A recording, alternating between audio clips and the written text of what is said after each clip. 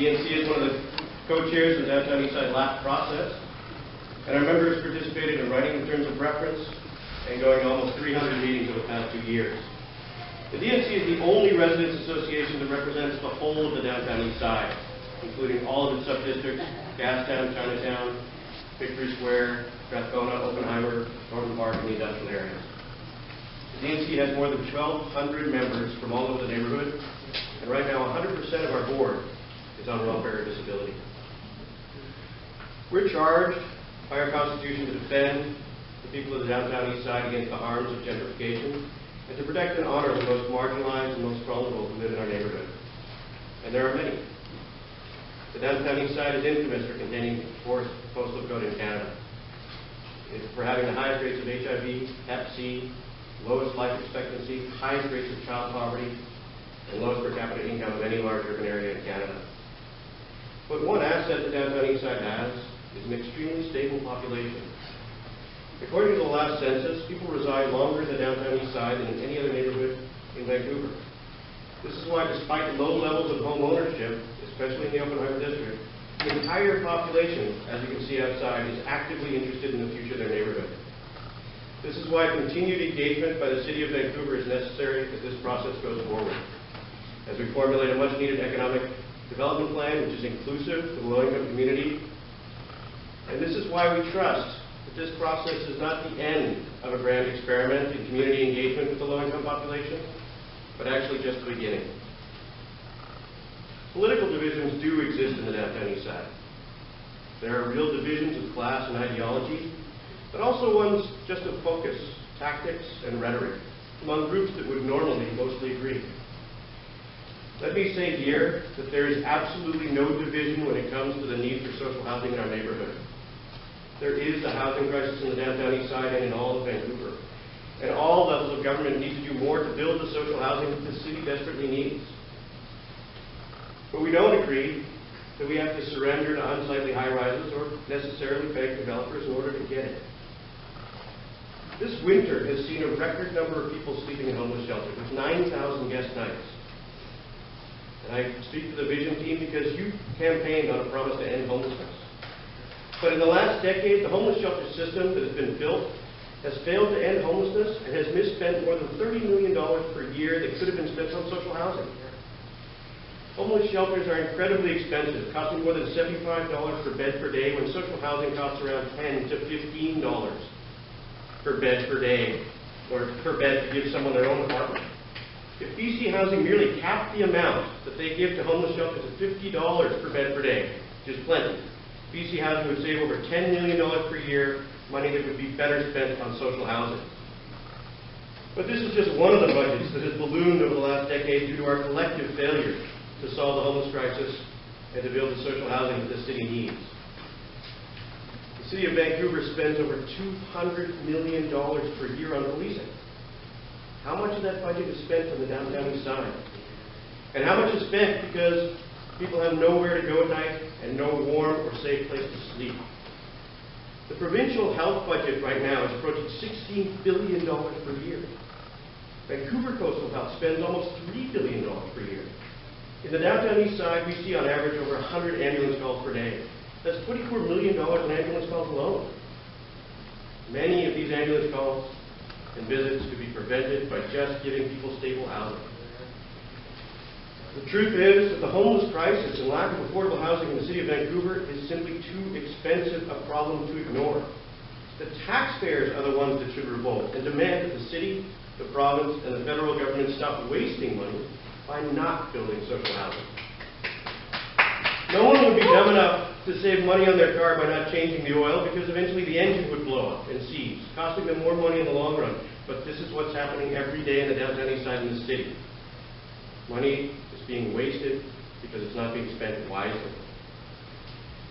There'll be a lot written in the coming days and weeks about the Downtown Eastside as people comment on this plan, either living inside or outside our neighborhood, and much has already been written. There will be technical arguments about the completeness of this plan and whether it will prevent displacement in the DEOD or whether amenity fees are the right tool at all to pay for social housing. But I urge you, councillors, Mr. Mayor, if you're here or listening, to not lose sight of the big picture. And that is, this process has begun to build bridges and form partnerships in our neighborhood like never before. But now we need a partner in our city government, a partner that will help us fight the social housing we need, the social housing that will save us all in the long run. Thank you, Mr. Thank you. Do you have some questions? First is Councillor Clarke. Thanks, Mr. Chair. Thanks so much for coming, Mr. Clarke. I'm interested in what you were saying about continued involvement or continued community engagement on this. You mentioned specifically the need for an economic development plan. So I'm assuming by that there's not a specific one that is detailed enough yet. And so there's mention of it in the document, right. But I think we all recognize that meat needs to be put on that. And there is a process that's been begun, and I think that a process will continue that will come up with the details of that plan to come up with a way to do economic development in an inclusive way. There are a few quick start items, like the downtown Eastside Street Market that I'm involved in, that we're proud are in the plan, but there needs to be a wider discussion. Okay. And how would you imagine that ongoing discussion to say, for example, very specifically develop the economic development plan that you talk about? Well, if you were to ask me in the ideal, there would be a place where that could take place, where forums and outreach could take place, and an ideal place for that would be the unused community space in the Woodbridge building. That's not specifically included in the plan, but the $85,000 a year developer fee makes it almost impossible for community groups to actually use that space beneficially for this kind of discussion. And with $1 million commitment, there would be a 10-year commitment that this council could make to reserve that for the community and make it possible to have a community-driven economic plan.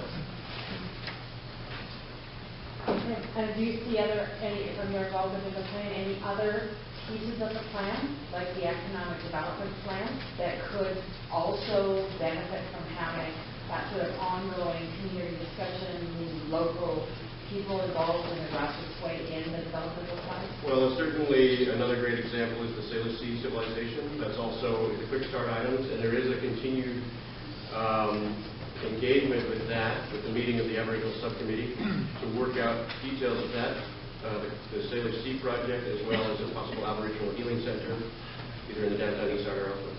Great. Okay, thanks so much. Thank you. Next, you do have some questions. Next is Councillor Ryan. Sorry about that. So you canvassed a bunch of territory there, and it was good territory, and I think useful for folks to hear. But zeroing back in, you support the plan, from what I could tell. It's clear that there needs to be a transition. The plan, we believe, will go forward, and there's enough in it that we can iron out the details with the cooperation of the city. That's what we believe. Okay.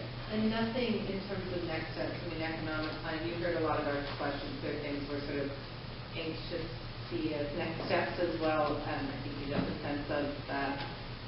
There's nothing in the plan as you see it that would preclude next steps on the areas that people are interested. In fact, some of them are specific to mention as quick starts.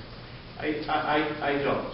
I mean, I think that everybody who lives on the downtown east side would say that there should have been more in terms of advocacy for provincial and federal money. There is stuff in there, but again, that's really what's necessary to make the neighborhood that we all want.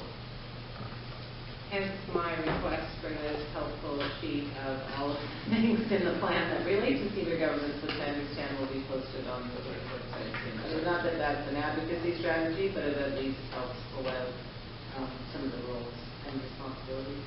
Okay, thanks. All right, thank you, Councillor Allen. There's already questions.